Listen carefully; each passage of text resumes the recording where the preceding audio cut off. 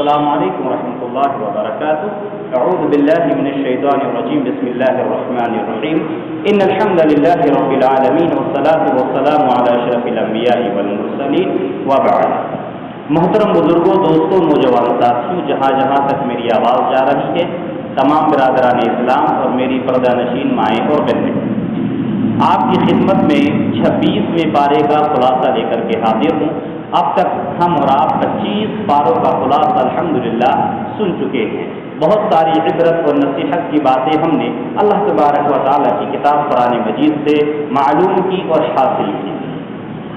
26واں پارہ جو کہ حامیم کے نام سے معروف و مشہور ہے، چونکہ اس پارے کے شروع میں لفظ حامیم آیا ہے، اسی کی مناسبت سے اس پارے کو حامیم کا پارہ یا 26واں پارہ کہا جاتا ہے۔ اس پارے میں کل 6 حصے ہیں۔ پہلا حصہ سورۃ الاحقاف اس کے اندر مکمل ہے۔ احقاف کس کو کہتے ہیں؟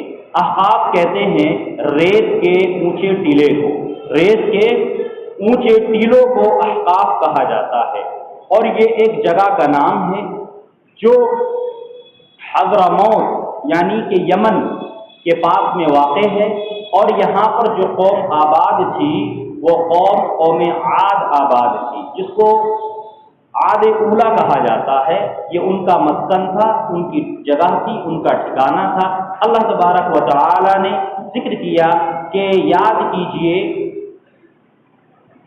ہود علیہ السلام کی اس نصیحت کو کہ جب کہ انہوں نے احقاف میں لوگوں کو، اپنی قوم کے لوگوں کو ڈرایا، تو احقاف یہ جگہ کا نام ہے، اور عاد اولا جس کو کہا جاتا ہے یہیں پر رہا کرتے تھے، لہذا اسی کی مناسبت سے اس سورے کا نام سورہ احقاف رکھا گیا۔ دوسری سورت سورہ محمد اس میں مکمل ہے۔ محمد اس سورت کا نام اس لیے رکھا گیا ہے چونکہ اس میں نبی کریم صلی اللہ علیہ وسلم کا نام محمد آیا ہے، اسی کی مناسبت سے سورے کا نام سورہ محمد رکھا گیا ہے۔ تیسری سورہ سورہ الفتح ہے، مکمل۔ اللہ تبارک و تعالی نے سورہ فتح کا جو نزول کیا ہے اس کے پیچھے ایک پس منظر ہے جو انشاءاللہ بیان کیا جائے گا۔ فتح کا معنی ہوتا ہے کامیابی، کامرانی، جیت جس کو کہا جاتا ہے، اسی کو عربی میں فتح کہا جاتا ہے۔ اس کے بعد میں سورۃ الحجرات اس میں مکمل ہے۔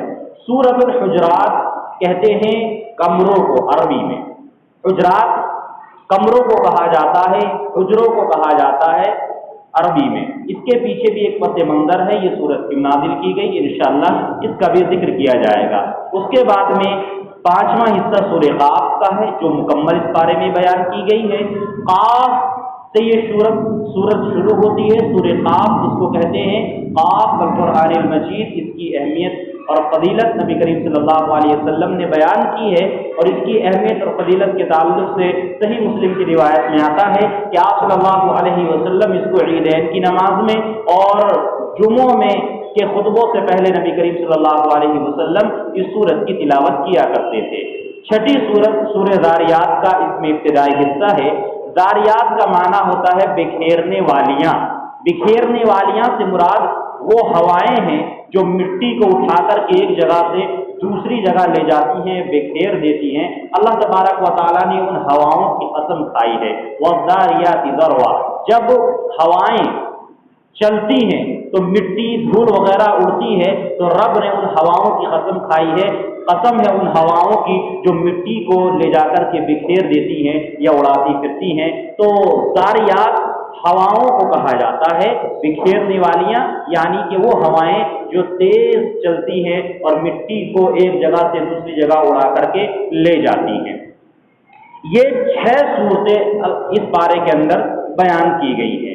لہذا جو سورہ احقاف ہے اس میں جو مضمون آپ کے سامنے پیش کیا جا رہا ہے وہ عورت کے تعلق سے ہے، اور بہت ہی غور سے سننے کا یہ موضوع ہے۔ اللہ تبارک و تعالی نے فرمایا وَوَصَّيْنَا الْإِنسَانَ بِوَالِدَيْهِ إِحْسَانًا حَمَلَتْهُ أُمُّهُ كُرْهًا وَوَضَعَتْهُ كُرْهًا وَحَمْلُهُ وَفِصَالُهُ 30 شهرًا۔ اللہ تبارک و تعالی نے فرمایا اور ہم نے انسان کو وصیت کی اس بات کی کہ وہ اپنے والدین کے ساتھ حسن سلوک کرے۔ حملتہ امہ، اس کی ماں نے اس کو اپنے پیٹ میں اٹھایا ایک تکلیف کے بعد دوسری تکلیف برداشت کر کے، ووضعته کرہا، اور تکلیف برداشت کر کے ہی اس کو جنا، وحملہ وفصالہ، لہذا اس کے پیٹ میں رہنے اور اس کو دودھ پلانے کی جو مدت ہے 30 شہرا، وہ 30 مہینے ہے۔ کتنے مہینے ہیں؟ 30 مہینے ہیں۔ پہلی بات تو اللہ تبارک و تعالیٰ نے اس میں والدین کا ذکر کیا، اور والدین کا ذکر کرتے ہوئے فرمایا کہ انسان کو چاہیے اپنے ماں باپ کے ساتھ اچھا برتاؤ کرے، حسن سلوک کرے، اور ان کو نہ جھڑکے، ان کو ڈانٹ کے بات نہ کرے۔ اللہ تبارک و تعالیٰ نے پھر باپ کو ہٹا دیا، صرف ماں کا ذکر کیا۔ اللہ تبارک و تعالیٰ نے باپ کو ہٹا دیا، پھر ماں کا ذکر کیا اور کہا کہ اس کی ماں نے ایک تکلیف کے بعد دوسری تکلیف برداشت کرتے ہوئے اس کو پیٹ میں رکھا، اس کے بعد میں پھر اس کو تکلیف برداشت کرتے ہوئے جنا۔ ان تمام کنڈیشن اور حالات میں باپ کا کوئی حصہ نہیں رہتا ہے۔ یہ تمام تکالیف حمل میں جب تک کہ بچہ ہوتا ہے تب تک عورت تنے تنہا ان تمام تکالیف کو برداشت کرتی ہے، اس میں شوہر کا یا بچے کے باپ کا کوئی ہاتھ نہیں رہتا ہے۔ اس کے بعد میں جب اس کی پیدائش کا وقت آتا ہے اس میں بھی شوہر کا کوئی ہاتھ نہیں ہوتا، تنہا عورت ہی وہ تکالیف برداشت کرتی ہے۔ اس لیے اللہ تبارک و تعالیٰ نے خصوصی طور سے ماں کا ذکر کیا، اور ماں کا مقام اور مرتبہ اللہ تبارک و تعالیٰ نے باپ سے 3 گنا زیادہ رکھا ہے۔ نبی کریم صلی اللہ علیہ وسلم کے پاس میں ایک صحابی رسول آتے ہیں اور آ کر کے پوچھتے ہیں، یا رسول اللہ، میرے حسن اخلاق کا سب سے زیادہ حقدار کون ہے میرے ماں باپ میں سے؟ تو نبی کریم صلی اللہ علیہ وسلم نے فرمایا، تمہاری ماں۔ پھر فرمایا ثم ای، اس کے بعد میں کون؟ فرمایا تمہاری ماں۔ پھر فرمایا ثم ای، اس کے بعد میں کون؟ فرمایا کہ تمہاری ماں۔ آپ صلی اللہ علیہ وسلم نے 3 مرتبہ ماں کا نام لیا کہ تمہارے حسن سلوک کی سب سے زیادہ حقدار تمہاری ماں ہے، تمہاری ماں ہے، تمہاری ماں ہے۔ لہذا اس اعتبار سے اللہ تبارک و تعالیٰ نے یہ مقام و مرتبہ رکھا ہے، کیونکہ بہت ساری چیزوں میں عورت تنے تنہا اپنے بچے کی پرورش کرتی ہے، اس کے تعلق سے تنے تنہا بہت ساری مشکلات اور پریشانیوں کا سامنا کرتی ہے۔ اس لیے اللہ تبارک و تعالیٰ نے پہلے تو والدین کے ساتھ حسن سلوک کرنے کا حکم دیا، پھر باپ کو ہٹا کر صرف ماں کا ذکر اس لیے اللہ تبارک و تعالیٰ نے کیا ہے تاکہ ماں کی اہمیت کیا ہے، ماں کی فضیلت کیا ہے، ماں کا مقام و مرتبہ کیا ہے، یہ اللہ تبارک و تعالیٰ لوگوں کے اوپر آشکارا کرے، لوگوں کو بتائے۔ اس لیے اللہ تبارک و تعالیٰ نے صرف بعد میں ماں کا ذکر کیا۔ اس کے بعد میں اللہ تبارک و تعالیٰ نے ایک مسئلہ بیان کیا، ہم اور آپ عمومی طور پر یہ جانتے ہیں کہ پریگنینسی پیریڈ کی جو مدت ہوتی ہے، حالت حمل کی جو مدت ہوتی ہے، وہ 9 مہینے ہوتی ہے۔ عام طور پر تمام لوگ یہی جانتے ہیں، لیکن رب نے ایک اور مدت اس آیت میں بیان کی ہے، اور وہ کتنے مہینے ہیں؟ وہ 6 مہینے ہیں۔ حمل کی مدت کتنے مہینے؟ 6 مہینے بھی ہوتی ہے، 9 ہی مہینے نہیں ہوتی ہے۔ 8 اور 9 ہمارے یہاں مشہور ہے، لیکن قرآن دلیل دے رہا ہے کہ حالت حمل 6 مہینے بھی ہوتا ہے۔ لہذا تمام مفسرین اکرام نے، محدثین نے استدلال کیا ہے اس بات پر کہ 6 مہینے کی مدت کے بعد اگر بچہ پیدا ہو جائے تو نہ تو ڈرنے کی کوئی بات ہے، نہ شرمانے کی کوئی بات ہے، نہ گھبرانے کی کوئی بات ہے، وہ بچہ حلال کا ہے، حرام کا نہیں ہے۔ وہ بچہ حلال کا ہے، حرام کا نہیں ہے۔ لیکن 6 مہینے سے پہلے ہی میاں بیوی ملے، اس کے بعد 6 مہینے میں اگر بچے کی ولادت ہو رہی ہے تو وہ بچہ درست و صحیح ہے، لیکن اگر 5ویں مہینے میں ہو جائے تو وہ بچہ حلال نہیں ہے، وہ بچہ پھر درست نہیں ہے، وہ بچہ کسی اور کا ہے۔ کیوں؟ اس لیے کہ رب نے فرمایا 30 شہرا، 30 مہینے ہیں، اس میں سے 2 سال دودھ پلانے کی مدت اللہ نے قرآن میں بیان کی ہے کہ دودھ پلانے کی مدت 2 سال یعنی کہ 24 مہینے ہیں، اور مائنس کر دیجئے 30 میں سے 24، بچے کتنے؟ 6۔ جب 2 مہینے 2 سال دودھ پلانے کی مدت یعنی کہ 24 مہینے دودھ پلانے کی صرف مدت اللہ نے قرآن میں بیان کی ہے۔ اب 24 مہینے تک تو کون پلاتا ہے؟ بہت کم ہو گیا ہے بچوں کو اتنی طویل مدت تک دودھ پلانا۔ کہاں پلا پاتی ہیں عورتیں؟ وہ جو معذور ہیں، جو معذور ہیں میڈیکلی یا فزیکلی جو فٹ نہیں ہوتی ہیں وہی بیچاری جو ہے نہیں پلا سکتی، ورنہ ہر ماں کو چاہیے کہ وہ اپنے بچے کو دودھ پلائے۔ اور ساری عورتوں نے جو یہ رویہ اختیار کر لیا ہے، پیشہ اختیار کر لیا ہے کہ بچے کو اپنا دودھ نہیں پلاتی ہیں، یہ غلط ہے، وہ بچے کا حق مارتی ہیں۔ عورتیں اپنی فٹنس کے چکر میں بچے کو دودھ نہیں پلاتی ہیں، وہ بچے کا حق مارتی ہیں۔ رب پوچھ لے گا، سوال کرے گا کہ یہ بچے کا حق دیا گیا تھا تمہیں، تم نے بچے کا حق ادا کیوں نہیں کرا؟ میں یہ نہیں کہہ رہا ہوں کہ یہیں پر ہیں بہت ساری مسلم عورتیں فٹنس کے چکر میں بچے کو دودھ نہیں پلاتی ہیں۔ اگر بچے کو دودھ پلایا اتنی طویل مدت تک تو ہماری فٹنس ختم ہو جائے گی، ہمارا اعضاء ڈھیلے ہو جائیں گے اور ہم فٹنس ہمارے اندر باقی نہیں رہے گی۔ لہذا فٹنس کے چکر میں بچے کا حق جو عورتیں مارتی ہیں وہ غلط کرتی ہیں۔ رب نے فرمایا ہے اگر کسی کو کوئی بیماری ہے، پریشانی ہے، بچہ دودھ ہی نہیں پی رہا ہے، الگ بات ہے، لہذا بچے کو اس کا حق دینا چاہیے۔ تو اللہ تبارک و تعالیٰ نے یہ مسئلہ بیان کیا کہ اور محدثین اکرام نے اور اسی طریقے سے اور تمام مفسرین اکرام نے استدلال کیا ہے کہ کم سے کم مدت حمل 6 مہینے بھی ہوتی ہے۔ اگر کسی کے یہاں 6 مہینے کی مدت میں بچہ پیدا ہوتا ہے تو وہ حلال ہے، حرام کا بچہ وہ نہیں ہے۔ لیکن اس سے پہلے اگر 5ویں مہینے میں بچے کی ولادت ہو جاتی ہے تو وہ بچہ جائز اور درست نہیں ہے، وہ پھر بچہ کسی اور کا ہے۔ پھر اس کے بعد میں اللہ تبارک و تعالیٰ نے جنات کا واقعہ بیان کیا ہے، جنات کا واقعہ بیان کیا ہے۔ یہ کون سا واقعہ ہے؟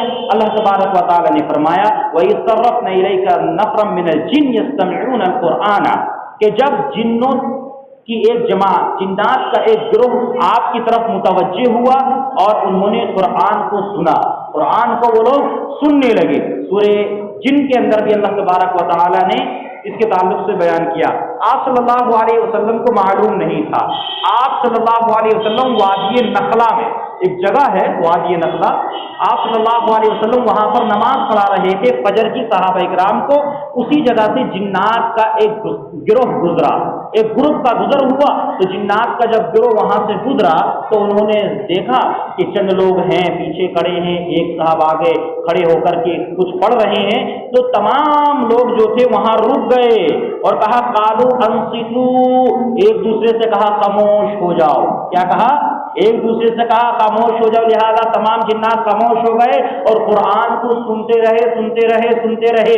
جب قرآن سنتے سنتے قرآن کی یہ تاثیر بھی رب نے یہاں بیان کر رہا ہے، قرآن کا اثر رب یہاں بیان کر رہا ہے کہ قرآن کا اثر وہ لوگ اپنے دلوں میں اتار چکے۔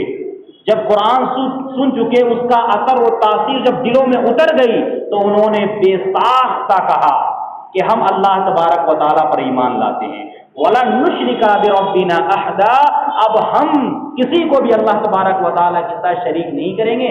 اِنَّا سَمِعْنَا قُرْآنًا عَجَبًا یہدی الی الرشد فآمنا بہ، کہا کہ ہم نے بڑا عجیب کلام سنا ہے جو ہدایت کی طرف رہنمائی کرتا ہے، فآمنا بہ، ہم اس کتاب کے اوپر ایمان لاتے ہیں۔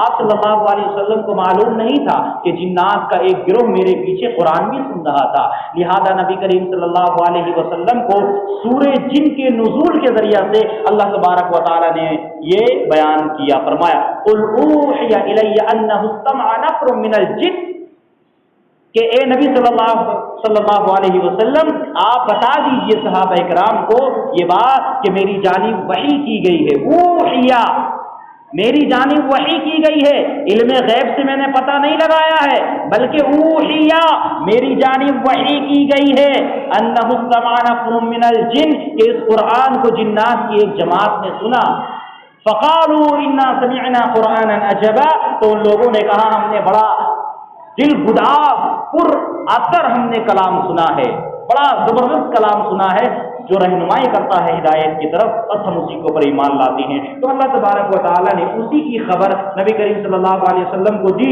اور اسی واقعے کا ذکر اللہ تبارک و تعالیٰ نے سورہ احقاف میں کیا ہے اور اس بارے میں اللہ تبارک و تعالیٰ نے بیان کیا ہے۔ اس کے بعد میں متعدد روایات میں آتا ہے نبی کریم صلی اللہ علیہ وسلم جنات کو تعلیم بھی دیتے تھے، لہذا جنات کی جانب بھی نبی کریم صلی اللہ علیہ وسلم کو نبی بنا کر کے مبعوث کیا گیا تھا، جیسا کہ انسانوں کی جانب نبی کریم صلی اللہ علیہ وسلم مبعوث کیے گئے، اسی طریقے سے جنات کے بھی آپ صلی اللہ علیہ وسلم نبی ہیں۔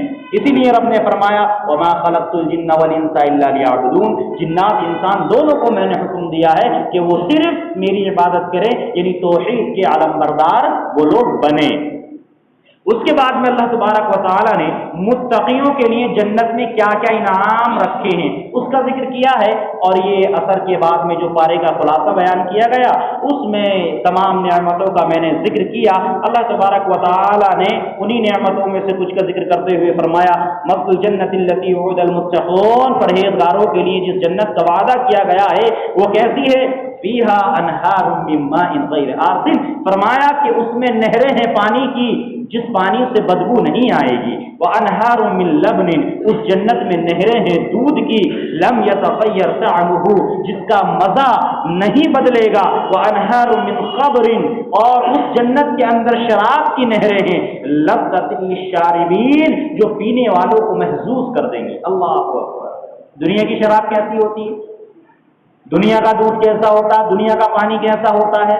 اگر پانی کو چند گھنٹوں کے لیے رکھ دیا جائے یا ایک دو دن کے لیے رکھ دیا جائے تو اس میں سے بو آنے لگتی ہے، بو نہیں بلکہ بدبو آنے لگتی ہے۔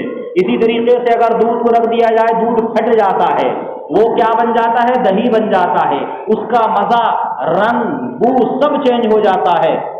اللہ تبارک و تعالیٰ نے فرمایا نہیں، جنت میں جو دودھ پینے کے لیے ملے گا اس کی خوشبو ہی کچھ اور ہوگی، پانی کی خوشبو ہی کچھ اور ہوگی، مزہ ہی نہیں بدلے گا۔ اور کیا فرمایا؟ شراب ہوگی، کیسی شراب ہوگی؟ شرابا طہورا، پاک صاف شراب ہوگی۔ یہ دنیا والی شراب نہیں ہوگی کہ اگر پی لی تو یہاں نالی میں پڑے ہیں وہاں نالے میں پڑے ہیں، بہن کون ہے، ماں کون ہے، بیٹا کون ہے، باپ کون ہے، بڑا کون ہے، چھوٹا کون ہے، سارے تمیز یہ شراب بھلا دیتی ہے۔ اور یہ شراب نوشی مسلمانوں میں بھی بہت آ گئی ہے۔ بہت سارے مقامات ایسے ہیں جو مسلمان نوجوان لڑکے جم کرنے والے خصوصیت سے وہ پہلے شروع کرتے ہیں کیا؟ وہ چیز پینے، مشروب پینے کے نام پر، یا اسی طریقے سے طاقت کے ٹونک کے نام پر اس کو استعمال کرتے ہیں، یا پھر اسی طریقے سے جوس میں ملا کر کے پیتے ہیں۔ یہ جم جو کرنے لڑکے جاتے تھے نوجوان، انہوں نے پینا شروع کی۔ اس کے بعد میں اب تو شادی میں، بیاہ میں، دیگر حالات یہ ہوتے چلے جا رہے ہیں مسلمانوں کہ یہ شراب جس کو ام الخبائث کہا تھا نبی کریم صلی اللہ علیہ وسلم نے، ام الخبائث ہے۔ شراب پینے کے بعد میں انسان کو نہیں پتا رہتا میری ماں کون ہے، میری بہن کون ہے، میری بیٹی کون ہے، میرا باپ کون ہے، میرا بیٹا کون ہے، بڑا کون ہے، چھوٹا کون ہے، سارے تمیز یہ شراب بھلا دیتی ہے۔ اسی لیے اس کو ام الخبائث، خباثتوں کی جڑ کہا گیا ہے، خباثتوں کی ماں کہا گیا ہے۔ نبی کریم صلی اللہ علیہ وسلم نے اس کو ام الخبائث بیان کیا ہے، مگر نوجوان لوگ، نوجوان لڑکے مسلمانوں کے بہت سارے اس غلاظت اور گندگی میں پڑ رہے ہیں، اور نہ جانے کتنے لوگ اس میں پڑ چکے ہیں اور شرابیں پی رہے ہیں۔ اللہ تبارک و تعالی جنت میں جو شراب پلائے گا اس کا مزہ ہی کچھ اور ہوگا۔ فرمایا کہ پینے والوں کو مزہ آئے گا، محظوظ کر دے گی۔ اور کیا ہوگا؟ وہ انہار من عسل مصفا، صاف و شفاف ٹرانسپیرنٹ شہد ہوگا، بالکل کلیئر، پیور، ایک دم۔ دنیا کے اندر شہد آپ اصلی خالص شہد تلاش آج کے دور میں کریں نہیں ملے گا، اس میں گھوٹالا ہوا ملے گا، ملاوٹ ملے گی۔ لیکن جنت میں جو شہد ملے گا رب کیا کہہ رہا ہے؟ مصفا، بالکل کلیئر، بالکل پیور، ٹرانسپیرنٹ ہوگا، کچھ بھی اس کے اندر ملاوٹ نہیں ہوگی۔ زبردست اللہ تبارک و تعالی خوبصورتی کے ساتھ میں ان تمام چیزوں کو جنت میں ہمیں اور آپ کو عطا کرے گا۔ بولیے انشاءاللہ، جی ہاں، زور سے۔ وَلَهُمْ فِيهَا مِن كُلِّ الثَّمَرَاتِ، اور اس جنت میں کیا ہوگا؟ ہر قسم کا پھل ہوگا۔ اللہ اکبر، ہر قسم کا پھل ہوگا۔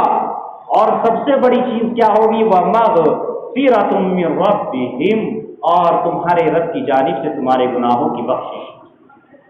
اصل یہی ہے کہ رب اگر گناہوں کو معاف کر دے تو پھر کیا کہنے، گناہوں کو معاف کرنے کے بعد ہی تو جنت ملے گی۔ تو اللہ تبارک و تعالی نے یہ جنت متقین کے لیے، پرہیزگاروں کے لیے تیار کر رکھی ہے۔ اس کے بعد میں فرمایا کمن ہوا خالد فی النار، اسی طریقے سے جو جہنم میں جانے والا ہے وہ ہمیشہ رہے گا۔ وسقوا ماء حمیما، اس کو گرم پانی پلایا جائے گا۔ فقطع معهم، جو اس کی آنتوں کو، اتڑیوں کو کاٹ ڈالے گا۔ اللہ، کیسا پانی؟ بالکل کھولتا ہوا اور گرم پانی پلایا جائے گا جو تمام آنتوں کو اس کی کاٹ دے گا، ختم کر دے گا۔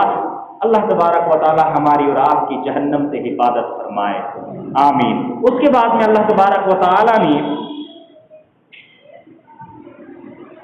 انسان کے تعلق سے بیان کیا کہ جب آدمی کو مال مل جاتا ہے، دولت مل جاتی ہے، روپیہ پیسہ مل جاتا ہے، اور اس کو جب کوئی منصب یا عہدہ مل جاتا ہے تو انسان کیا کرتا ہے؟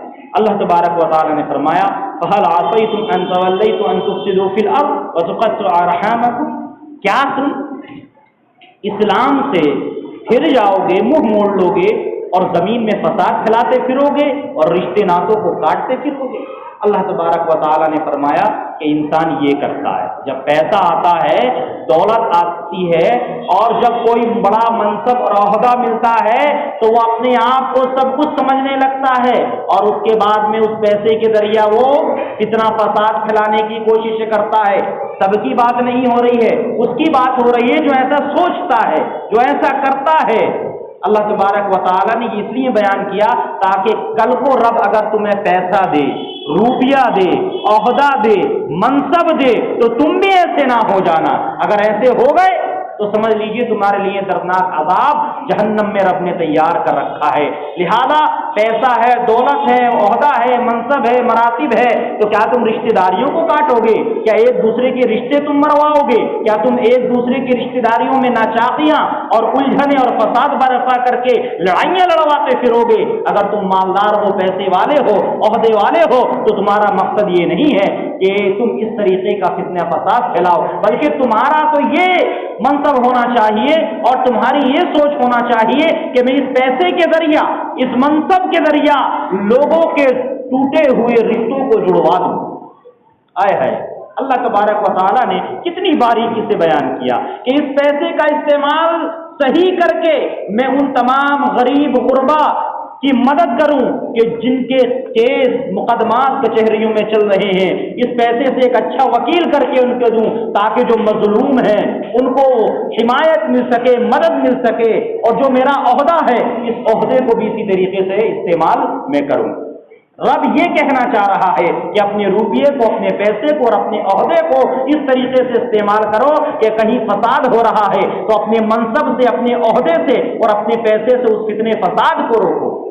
اگر کوئی رشتے ناتوں کو کاٹنے والا فسادی ہے تو اپنے منصب کا استعمال کرتے ہوئے، اپنے پیسے کا استعمال کرتے ہوئے اور اس فسادی کو روکو، اس کو سبق سکھاؤ۔ اگر کوئی رشتے ناطے توڑنے والا آدمی ہے تو اپنے روپیے، پیسے اور عہدے اور منصب کے ذریعہ سے لوگوں کے رشتوں کو جوڑو، توڑنے والے نہ بنو۔ تو اللہ تبارک و تعالیٰ یہ کہنا چاہ رہا ہے اور یہ بتانا چاہ رہا ہے۔ پھر اللہ تبارک و تعالیٰ نے سورہ فتح کے اندر جو مضمون بیان کیا ہے اور اس کا جو پس منظر ہے وہ میں آپ کے سامنے بیان کروں۔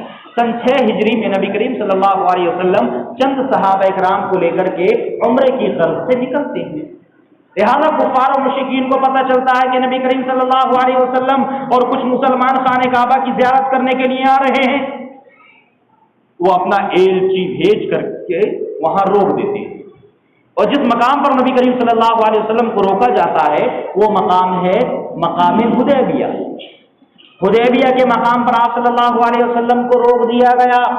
آپ صلی اللہ علیہ وسلم نے حضرت عثمان غنی رضی اللہ تعالیٰ عنہ کو بھیجا تاکہ وہ خبر لا کر کے دیں معاملہ کیا ہے، ہمیں یہاں کیوں روک دیا گیا ہے۔ حضرت عثمان غنی رضی اللہ تعالیٰ عنہ کو جب گئے ہوئے کافی وقت ہو گیا، کافی ٹائم ہو گیا، تو معلوم یہ ہوا کہ لوگوں نے خبر پھیلا دی کہ آپ کا نعوذ باللہ قتل کر دیا گیا ہے، آپ کو شہید کر دیا گیا ہے۔ آپ صلی اللہ علیہ وسلم کے پاس جب یہ خبر آئی تو آپ صلی اللہ علیہ وسلم نے تمام صحابہ اکرام کو ایک درخت کے نیچے لے جا کر کے وہاں پر بیعت لی اور اپنا ہاتھ رکھا اور کہا آؤ میرے ہاتھ پر بیعت کرو اس بات پر کہ جب تک کہ عثمان کے خون کا بدلہ نہ لے لیں گے واپس نہیں جائیں گے۔ اللہ تبارک و تعالیٰ نے اس کو بیعت رضوان کہا ہے۔ اللہ نے قرآن میں اس کے تعلق سے آیات کا نزول کیا اور فرمایا کہ اے نبی جب تم صحابہ اکرام سے بیعت لے رہے تھے تو تمہارے ہاتھوں کے اوپر تمہارے رب کا ہاتھ تھا، اس کا ہاتھ تھا فوق ایدیہم، تمہارے ہاتھوں کے اوپر اللہ تبارک و تعالیٰ کا ہاتھ تھا جب تم بیعت لے رہے تھے۔ بعد میں پتہ چلا یہ خبر جھوٹی ہے، کسی نے یوں ہی اڑا دی تھی، عثمان غنی رضی اللہ تعالیٰ عنہ کو شہید نہیں کیا گیا ہے۔ بہرحال اس کے بعد میں معاملہ یہ ہوا کفار مشرکین کے بڑے بڑے چنندہ لوگ وہاں پر آئے اور آپ صلی اللہ علیہ وسلم سے آ کر کے معاہدہ ہوتا ہے، اسی کو صلح حدیبیہ کہا جاتا ہے۔ کیا معاہدہ ہوتا ہے؟ یہ ہوتا ہے کہ اس سال تم چلے جاؤ، اگلے سال آنا، تلواریں اور ہتھیار ساتھ میں لے کر کے نہیں آؤ گے، لہذا اتنے اتنے آؤ گے، زیارت کرو گے، طواف کرو گے اور واپس چلے جاؤ گے۔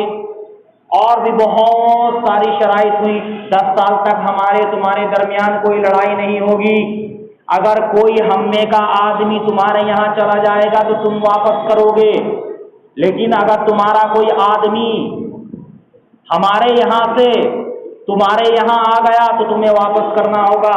نبی کریم صلی اللہ علیہ وسلم ساری شرطیں مانتے گئے۔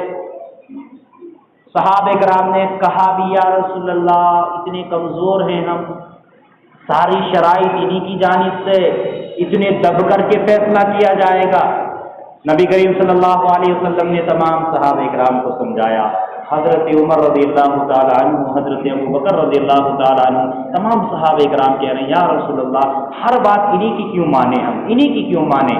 اللہ کے رسول صلی اللہ علیہ وسلم نے ساری باتیں مان لی، مہر لگا دی، صلح نامہ لکھ دیا گیا۔ آپ صلی اللہ علیہ وسلم نے وہیں سر منڈائے، وہیں پر اپنی جو ہے حلق کرائے اور اپنی وہیں پر جانوروں کو قربان کیا اور وہیں سے واپس جانے لگے۔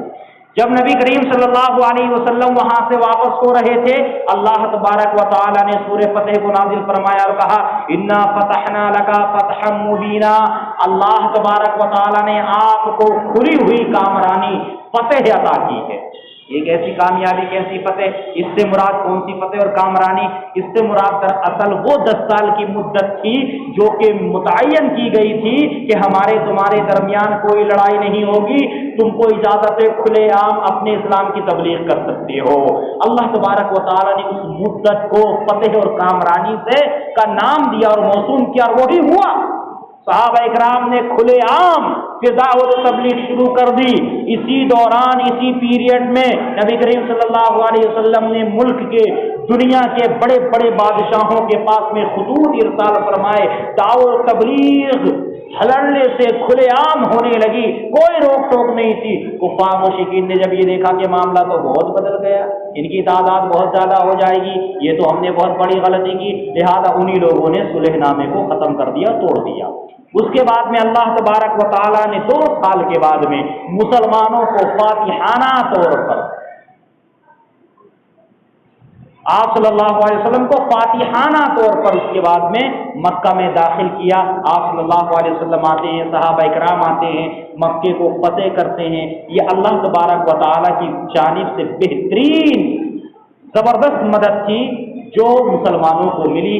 اسی وجہ سے اللہ تبارک و تعالیٰ نے اس کو فتح کا نام دیا کہ یہ صلح نامہ جو لکھا گیا ہے یہ تمہارے لیے فتح کا سبب اور ذریعہ بنے گا، لہذا وہی صلح نامہ فتح کا سبب اور ذریعہ بنا اور مسلمانوں کو فتح ملی۔ اس کے بعد میں اللہ تبارک و تعالیٰ نے صحابہ اکرام رضوان اللہ علیہم اجمعین کے صفات کو ذکر کیا ہے کہ صحابہ اکرام کی صفات کیا ہیں۔ پہلی صفت کیا ہے؟ کافروں کے لیے بڑے سخت ہے۔ دوسری صفت کیا ہے؟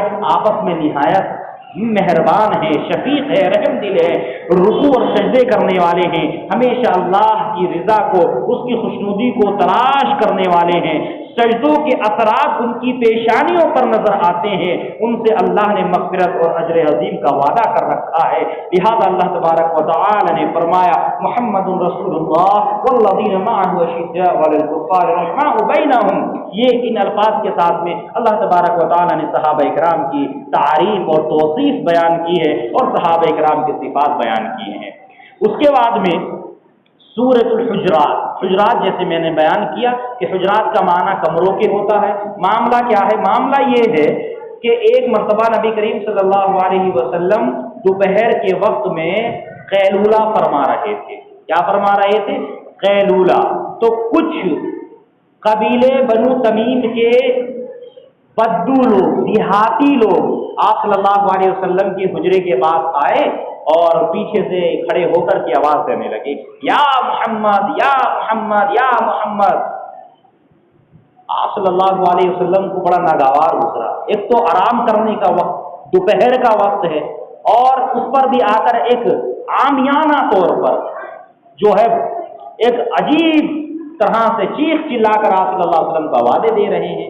तो अल्लाह तबारक व तआला ने उसी मुनासिबत से इस सूरह हुजरात को नाज़िल किया। आप सल्लल्लाहु अलैहि वसल्लम का अदब, आपकी ताज़ीम, आपका एहतराम कैसा होना चाहिए कि आपके सामने ऊंची आवाज़ में भी कोई बात ना करे। अल्लाह तबारक व तआला ने यह तलक़ीन की कि नबी करीम सल्लल्लाहु अलैहि वसल्लम के सामने कोई भी ऊंची आवाज़ में बात ना करे। ये अदब है, ये ताज़ीम है नबी की। नबी करीम सल्लल्लाहु अलैहि वसल्लम का अदब और ताज़ीम रब ने इस सूरत के ज़रिए से सिखाया है मुसलमानों को और बताया है। लिहाजा नबी करीम सल्लल्लाहु अलैहि वसल्लम निकल के आए और उसके बाद उनको तलक़ीन की, नसीहत की, उनको समझाया। तो ये जो लोग आए थे बनु तमीम के चंद लोग, ये बद्दू लोग थे, देहाती लोग थे। नबी करीम सल्लल्लाहु अलैहि वसल्लम की आज़मत क्या है, मकाम क्या है, मर्तबा क्या है, अदब क्या है, एहतराम क्या है, इन तमाम चीज़ों से ये लोग खाली व आरी थे। बस यूं ही आमियाना तौर पर या मोहम्मद चिल्ला रहे थे। तो अल्लाह तबारक व तआला ने फरमाया इस सूरत को नाजिल करके कि किसी भी मुसलमान के लिए जायज़ नहीं है कि वो नबी करीम सल्लल्लाहु अलैहि वसल्लम की आवाज़ पर अपनी आवाज़ को बुलंद करे और आप सल्लल्लाहु अलैहि वसल्लम को इन जाहिलाना अल्फाजों के साथ में और इन आमियाना अल्फाजों के साथ में ना पुकारो, बल्कि अदब के साथ में, एहतराम के साथ में नबी करीम सल्लल्लाहु अलैहि वसल्लम को पुकारा जाए और उनका नाम लिया जाए। उसके बाद में अल्लाह तबारक व तआला ने सूरह हुजरात को, अगर मैं ये कहूँ कि कोई इंसान सही मानों में मुझ समीत, हम में से कोई भी मुझ समीत, हम में से कोई भी पूरे कुरान को अगर नहीं पढ़ सकता है और वो चाहता है कि मैं मुस्लिम मुआशरे में कैसे रहूं, सिर्फ सूरह हुजरात को पढ़ ले, उसके लिए काफ़ी हो जाएगी। सिर्फ सूरतुल हुजरात को पढ़ ले, उसके लिए काफ़ी हो जाएगी। अल्लाह ने एक मुस्लिम मुआशरा कैसा होना चाहिए, मुस्लिम सोसाइटी कैसी होनी चाहिए, उसका एक पूरा मुकम्मल नक्शा बयान किया है सूरतुल हुजरात के अंदर कि एक मुस्लिम मुआशरा इस तरीके का होना चाहिए। अल्लाह ने मुस्लिम मुआशरे के लिए जितनी भी चीज़ों की ज़रूरत होती है उन तमाम चीज़ों को सूरतुल हुजरात में अल्लाह तबारक व तआला ने बयान कर दिया। और समाज को और मुआशरे को तबाह और बर्बाद करने वाली कौन सी चीज़ें हैं उनको भी अल्लाह तबारक व तआला ने इस सूरत के अंदर बयान फरमाया। जैसे अल्लाह तबारक व तआला ने बयान किया समाज और मुआशरे को तबाह बर्बाद करने वाली जो चीज़ें हैं वो क्या हैं, उनमें से बदज़नी है, तजस्सुस है, गीबत है, चुगली है। ये मुस्लिम मुआशरे को घुन की तरह और दीमक की तरह ये चीज़ें खा रही हैं। अल्लाह तबारक व तआला ने कहा इन्हें छोड़ दो, तुम्हारा मुआशरा, तुम्हारी सोसाइटी अच्छी हो जाएगी। अल्लाह तबारक व तआला ने फरमाया या अय्युहल्लज़ीना आमनू इज्तनिबू कसीरम मिनज़्ज़न, कि ईमान वालों बहुत ज़्यादा बदगुमानियाँ करने से बचो। इन्ना बअज़-ज़न्नि इस्मुन, क्योंकि कुछ बदगुमानियाँ गुनाह हैं। वला तजस्ससू, जासूसी ना करो, ये क्या करता है, कहाँ जाता है, कैसे रहता है, इसकी कोई बुराई हाथ लगे और मैं लोगों को जाकर के बताऊं फला तो इतना बुरा है, फला तो इतना बुरा है। इसी तरीके से औरतों के अंदर भी ये बीमारी बहुत ज्यादा पाई जाती है, फलानी ऐसी है, वैसी है, ये करती है, वो करती है, एक दूसरे की टोह में लगे ना, टोह में लगना। अपने गुनाहों को इंसान जब देख रहा और गौर करना छोड़ देता है तो फिर वो दूसरे के गुनाहों को और ऐबों को तलाश करने में लग जाता है और अपने गुनाहों पर उसके पर्दा पड़ जाता है। तो रब ने कहा अपने आप को देखो, अपने गुनाहों को देखो, दूसरे के अयूब को तलाश ना करते फिरो और दूसरे के अयूब को तलाश करके लोगों के सामने बयान ना करो। अल्लाह के रसूल सल्लल्लाहु अलैहि वसल्लम ने फरमाया अगर किसी ने दुनिया में किसी के ऐब पर पर्दा डाला, अल्लाह तबारक व तआला कल क़यामत के दिन उसके तमाम ऐबों पर तमाम लोगों के सामने पर्दा डाल देगा। फरमाया वला तजस्ससू, जासूसी ना करो, वला यग़्तब बअदुकुम बअज़ा, तुम में से कोई किसी की गीबत ना करे, अयुहिब्बु अहदुकुम अन याकुला लहमा अख़ीहि मैतन फकरिहतुमूह, अगर तुम्हारे भाई की लाश तुम्हारे सामने पड़ी हो, मैयत मुर्दा भाई तुम्हारा सामने पड़ा हो और तुमसे कोई आकर के कहे इसका गोश्त खाओ, खाओगे? हम में से कोई गवारा करेगा कि मैं अपने मरे हुए भाई का गोश्त खाऊं? अरे मौलवी साहब सब बयान करने की बातें हैं, छोड़ो। बहुत सारे लोग ये तक कहते हैं, प्रैक्टिकली करके दिखाओ। लोग यहां तक कहते हैं तो जाने, रब कह रहा है गीबत करना अपने मुर्दार भाई का गोश्त खाना है। बस तसव्वुर ज़हन में कर लीजिए, सही मानों में तो गीबत करना छूट जाएगी। हम सोच लें कि हमारा भाई मुर्दा है, मर गया है, उसकी लाश हमारे सामने पड़ी हुई है, अब हमसे कोई आकर के कहे अपने भाई का गोश्त नोच नोच करके खाओ, तो आप क्या करोगे? उस आदमी को ही मारना शुरू कर दोगे। रब कह रहा है तुम गीबत करते हो एक दूसरे की, बुराइयां उसके पीठ पीछे बयान करते हो, चुगलियां करते हो, लिहाजा तुम अपने मरे हुए भाई का गोश्त खा रहे होते हो। इसीलिए मैंने कहा सूरतुल हुजरात में जो माशरती उसूल और कवानीन बयान किए हैं, अल्लाह की कसम हम इन्हीं को सिर्फ समझ लें और अपने मुआशरे में लागू कर लें और अपने ऊपर लागू कर लें, तो मुआशरा और सोसाइटी जो हमारा अफरा तफरी का शिकार है, ये अफरा तफरी का शिकार फिर नहीं होगा। हमारा मुआशरा और सोसाइटी बिल्कुल बंद जाएंगे और एक तरीके से मुनज़्ज़म हो जाएंगे। तो अल्लाह तबारक व तआला ने उन तमाम उसूल और कवानीन को इस सूरत के अंदर बयान किया है। फिर ये बयान किया है, कोई कहता है कि भाई मैं सैयद घराने से हूँ, कोई कहता है मैं पठान हूँ, कोई कहता है मैं मुगल हूँ, कोई कहता है मैं अंसारी हूँ, कोई कहता है मैं शेख हूँ, कोई कहता है मैं ये हूँ मैं वो हूँ। ये खानदान के ऊपर फख्र करना, ये ज़माने जाहिलियत के तरीक़ों में से है। फिर दूसरे आदमी किस चीज़ पर फख्र करता है? एक तो इस पर फख्र करता है मेरा खानदान बहुत ऊंचा है। फिर आदमी अपने ओहदे पर फख्र करता है, जी मेरे घर में इंजीनियर हैं, डॉक्टर हैं, MBBS हैं, वकील हैं, बैरिस्टर हैं, लॉयर हैं, ये हैं वो हैं, मेरा घराना सारे घरानों में ऊंचा है। फिर आदमी किस पर फख्र करता है? दुनियावी एतबार से, सियासी एतबार से मेरे पास में बहुत सारे ओहदे हैं, मैं गांव का जमींदार हूँ, लंबरदार हूँ, चौधरी हूँ, प्रधान हूँ, चेयरमैन हूँ, मजिस्ट्रेट हूँ, ये हूँ वो हूँ। रब ने कहा ये सारे ओहदे से कोई भी शख्स ऊंचा नहीं हो सकता। रब की निगाहों में अगर ऊंचा कर सकती है तो एक ही चीज है, वो है रब का तक़वा। क्या है? इन्ना अकरमकुम इंदल्लाहि अत्क़ाकुम, तुम में से फजीलत वाला, बरतरी वाला, ओहदे वाला, मनसब वाला, बरतरी वाला, फजीलत वाला, ऊंचे मकाम वाला और जन्नत में जाने वाला और आदमी वो है जो तुम में से अत्क़ाकुम, तुम में से सबसे ज्यादा तक़वा इख्तियार करने वाला और परहेजगार है। अल्लाह तबारक व तआला हम तमाम लोगों को परहेजगार बनाए, आमीन। दुनिया के ओहदे और मनसब से आदमी के दिल में लालच आता है और शैतान वसवसे डालता है उस मनसब को गलत इस्तेमाल करने के लिए, लेकिन तक़वे का मनसब ही एक ऐसा मनसब है कि शैतान इसमें वसवसा नहीं डाल सकता, तक़वे के मनसब में। वरना दुनिया का कोई सा भी मनसब आप ले लीजिए, शैतान आएगा, वसवसे डालेगा, वरगलाएगा और आपसे इस मनसब को और ओहदे को गलत तरीके से इस्तेमाल करने के लिए शैतान उभारेगा। अल्लाह हमारी आपकी सबकी हिफाजत फरमाए, आमीन। उसके बाद में अल्लाह तबारक व तआला ने जहन्नम की कोशादगी का जिक्र किया है कि जहन्नम कितनी बड़ी है। जब जहन्नम में सारे जहन्नमी चले जाएंगे, सारे जहन्नमी जब चले जाएंगे, जन्नती जन्नत में चले जाएंगे, जहन्नमी जहन्नम में चले जाएंगे, बिल्कुल फाइनल जब फैसला हो जाएगा तो रब जहन्नम से पूछेगा, हलिम तलअत, क्या तू भर गई? हलिम तलअत, क्या तू भर गई? हल मिन मज़ीद, या अभी और बाकी है भरना?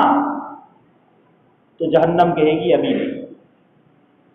मुतअद्दिद रिवायात इस ताल्लुक से आती हैं कि अल्लाह तबारक व तआला उसको हुक्म देगा। मुतअद्दिद रिवायात में आता है कि अल्लाह तबारक व तआला अपने पैर का अंगूठा जहन्नम के उस पर जब लगाएगा तो जहन्नम कहेगी कत कत कत, बस बस बस, भर गई भर गई भर गई। पहले तो रब पूछेगा हलिम तलअती, तू भर गई?